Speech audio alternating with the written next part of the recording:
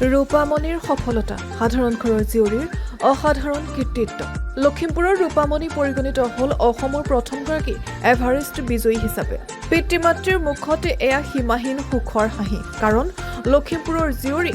ৰূপামণিৰ সফলতাত ৰাষ্ট্ৰীয় পৰ্যায়ত উজলিল অসমৰ নাম কন্যাৰ সফলতাত সুখী পিতৃ-মাতৃ ভালে ভালে আছো বুলি জনাইছে তাত কষ্ট হ'ল বাৰু মই পালো আৰু মা এতিয়া ঘৰত গ'লে সকলো কথা বিৱৰি কম বুলি কৈছে তাই কাৰণে আমিও চবেই পৰিয়ালে বহুত চিন্তিত আছিলোঁ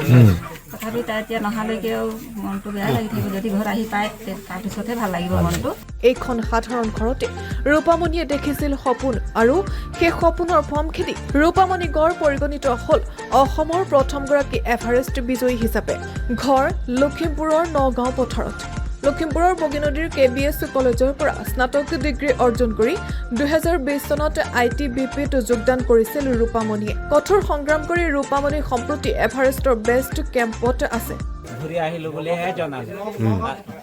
তাৰপিছত অন্য বিষয়টো নজনালে আমাক বাকী যিকেইজনী ছোৱালী আৰু গৈছিল সেইকেইজনীয়ে এভাৰেজ কৰিব পাৰিলে নাই সেইটো কথা জনাইছে নাই তেওঁলোকে জনাইছে চবে মানে প্ৰথমেতো মোৰ ছোৱালীজনীয়ে গৈছিলে ছোৱালীজনী প্ৰথম 1 নম্বৰত গৈছিলে তাততো চেপা আই থাকে তাৰ লগতে গৈছিলে তাৰপিছত ৰাতিপুৱা 7টা মানত পাইছিলে ছোৱালীজনী আমাৰ তাৰপিছত এজনকৈ পাওঁতে কমচে কম 2টামান বাজিলে তেতিয়াহে চবেই পালে বাৰু তাই প্ৰথমে পালে